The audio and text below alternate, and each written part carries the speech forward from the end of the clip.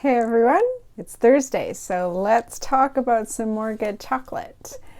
Today I'm going to talk about this one. This is Askanya out of Haiti, a country that actually grows chocolate, so that's exciting. So Askanya was founded by Corinne Joachim Sanon Symietz. I hope I'm saying her last name correctly. In 2015. It is partially in Haiti and partially in Brooklyn, mostly in northern Haiti. So let me tell you a little bit about Corinne, and then we'll talk a little bit about the chocolate itself. So Corinne grew up in Port-au-Prince, Haiti, which is, I think, the largest city in Haiti. She had a good education growing up, which is not as common as it could be in Haiti. She went to a private school. In grade school, she loved math and science, and as a teenager, she saw around Haiti that there just wasn't the opportunities for people to get an education, to grow, expand, have a good job, that sort of thing. So when she grew up, she thought she wanted to not just do charity, but to create opportunities and to create jobs for people. So her first experience with chocolate that she remembers was Haitian hot chocolate, which is kind of sweet and kind of spicy, and everyone has it on Sunday for breakfast or on special occasions. So that was keep that in mind, that was her first experience with chocolate. So after she finished grade school in Haiti, she came to the United States in 2006 to go to the University of Michigan to study industrial engineering. She completed that degree, and then she went on to the University of Pennsylvania to get an MBA in entrepreneurship. For a while, she worked in the corporate world, but then she decided that it was time to go back to Haiti and pursue an entrepreneurial activity that empowers women. So she started doing research on different Haitian crops and found out that Valrhona and Bonnat out of France were buying some of their beans from Haiti. So knowing that these were pretty high-end companies, she knew there was something there that she could use. And that was when she decided to create a chocolate factory. And that was before she had ever seen a tree, ever seen a pod. She had decided that it was going to be a chocolate factory. So her goals as a social enterprise company were to, one, generate revenue for farmers, because about 60% of the Haitian population are subsistence farmers, which means they grow food for them to survive. So that was the first one, generate revenue for the farmers. The second goal that she had was to create blue-collar jobs. So very few people in Haiti have a 4-year college degree. It's less than 5%, I think. And so she wanted to create a blue-collar job, a good job, not just a good job for someone. And the third criteria that she had was that it was to be outside of Port-au-Prince. So she wanted to create opportunities in the countryside, give a living wage to people in the country to prevent the rural exodus that often happens. So she founded Askanya Chocolate, Haiti's first bean-to-bar chocolate maker. It is 100% handcrafted by women. 20% of the cocoa farmers are women. They pay the farmers 7 times the going rate for cocoa, so it's a living wage for them. It's Black owned, it's Black operated, it's Black managed. They use local ingredients, they use Haitian cacao, they use rapadou, which is, in other places they call it panela.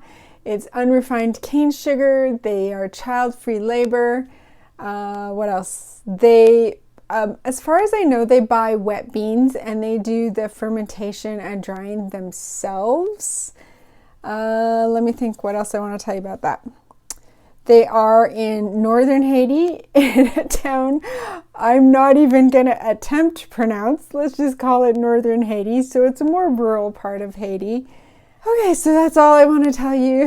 That's all I have to say about it right now. So let's flip the camera around. We'll talk a little bit more about the packaging. I love the packaging, and there's a story behind the packaging. There's a story behind the name. So let's flip the camera around and we'll talk more about Askanya chocolate. Okay, so let's talk more about Askanya. So let's talk a little bit about where the name comes from. So Corinne's husband is German, and they met when she was living in New York, and home for them was New York. So when she told them that she wanted to start a business in Haiti, a social enterprise in Haiti, he requested two things: to be home 6 months out of the year, home being New York. So they divide their time. She divides her time between Haiti and New York, and that the company be named after his hometown. So he is German, and his hometown is, I'm going to pronounce it entirely wrong, Aschersleben. I butchered that completely. In Germany. Latinized, it's Askanya, and it connects to the ancient mythological Greek god Ascanius. So when you translate that into Haitian Creole, it becomes Askanya, and basically they're hoping that they become the queen of Haitian chocolate, which I love this logo right here. It's a woman, and it looks like a flower in her hair, but that's actually, well, it could be a flower too, but it's a cross section of a cacao bean. So super cool logo. I love how on theme it is. Okay, so what else can I tell you about these? Oh, so the packaging, she wanted to highlight elements of Haiti's flora and fauna. So this is their milk chocolate, the 47% milk chocolate. It is called Paradis, and it has a bird of paradise flower on the front. Let's see, what's this one? So this one, the Pearl Rare, it is a 90% chocolate, and it's got a conch on the front with, you can see a tiny pink pearl there.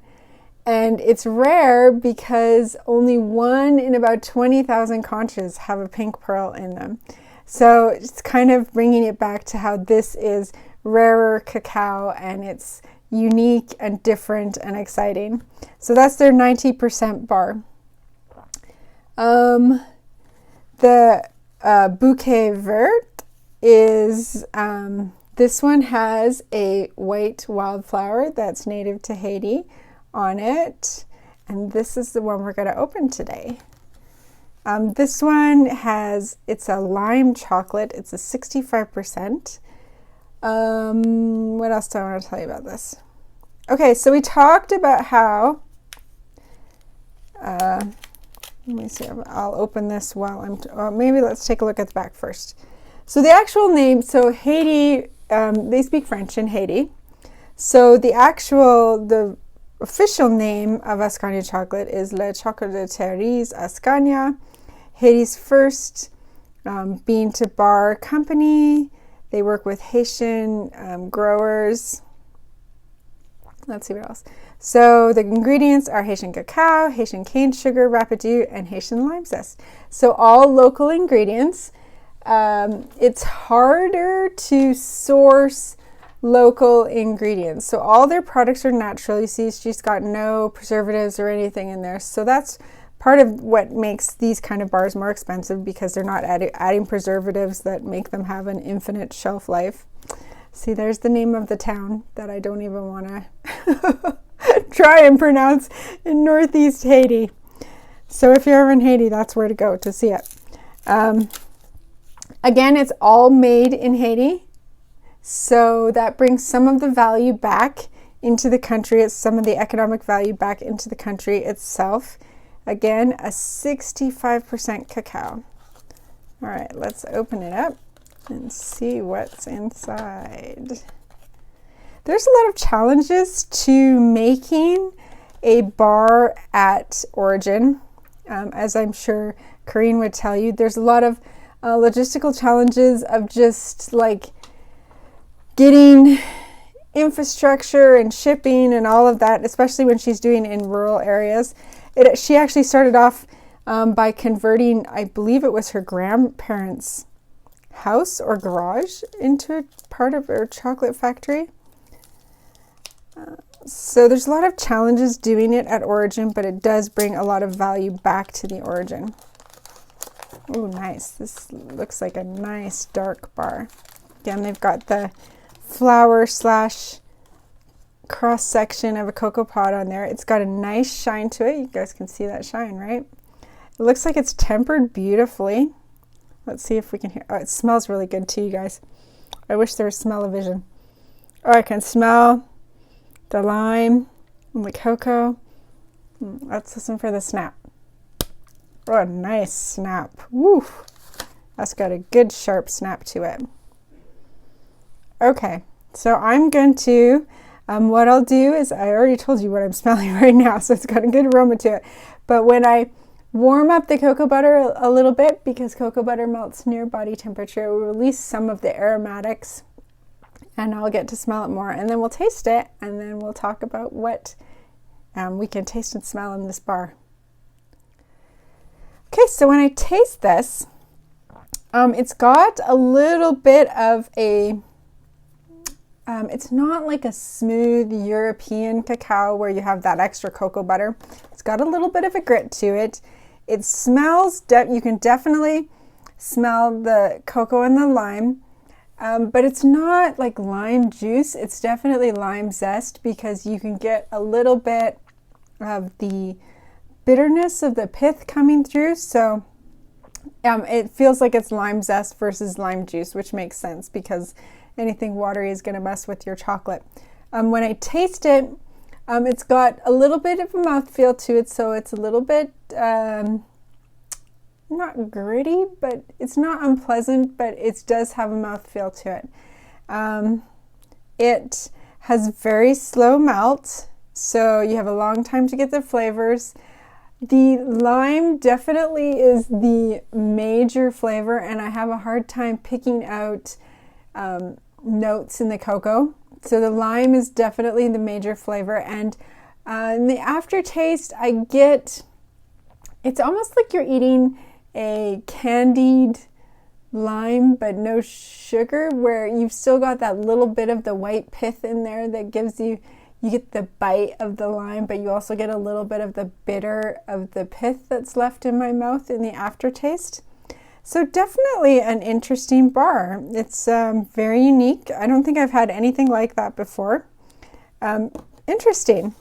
So she has a couple of other bars in her range, in her lineup as well. She's got a what's called a wang. I'm going to mispronounce this too. Wanga Negres, which is a bar with a hummingbird on the front. She's got the minuet, which has a butterfly on the front. The hummingbird one is a 60%. I can't remember what the minuet one is. I believe it's a dark, but I can't say for sure. I read somewhere that in 2021 she's planning on having an orange flavor cacao and also having some more seasonal bars come out. So that'll be interesting to see. I think, did I tell you everything I want? I think that's it. So let's flip the camera around, finish up with Askanya chocolate. Okay, so I just want to tell you one story about someone who is working in her factory and how she's providing good jobs for people. So there was her current supervisor trainee, or when I read this, I think I read this in a 2019 article, her name was Jocelyn, and she used to go back and forth between Haiti and the Dominican Republic crossing illegally so that she could work as a maid. So when she first hired her, she started working as a janitor, and she showed some interest in what was going on, what was happening with the chocolate making. And so she gave her a chance as a chocolate maker, and she did such a great job that she kept getting promoted. So now she's in the current supervisor trainee position. So that's the kind of opportunity that she's providing for women in Haiti. Something that she wants people to know is that you can't make a bar like this and sell it for $1. There's a reason these craft bars, especially the bars made at origin, cost more. It's because you have to pay the farmers a living wage. It's because you have to pay the people who are working in the factory a wage. It's because just shipping it alone out of Haiti is 75 cents a bar. So there's cost in having a child-free labor bar. There's cost in having paying people a living wage. And there's cost in having all natural ingredients, bars that have an expiration date, bars that aren't made with preservatives and other junk in there that are going to make them have this longer shelf life. This is a fresh food, freshly made, all natural. So you should be willing to pay a price for that kind of premium, for the best chocolate, for supporting women, supporting Black-owned businesses, supporting people at origin. So this is a luxury product. You should be paying a luxury price. So they do have a website that you can go check out. There are some locations in the United States that you can buy Askanya at. I got mine through, I think, Soul and Story once, Yahara Chocolate. There are some other places that have it as well. You just need to get online and look it up, and you can find it. And that, I think, is all I have to tell you about Askanya chocolate. I love that it is not just a chocolate company, but also a social enterprise, and especially a social enterprise focusing on empowering women. So that's it for this week. I hope you'll join me next week when we can talk more about chocolate. Leave me a comment below. Let me know what you think about all of this stuff that we talked about today, and I hope you'll see me next week. Thanks.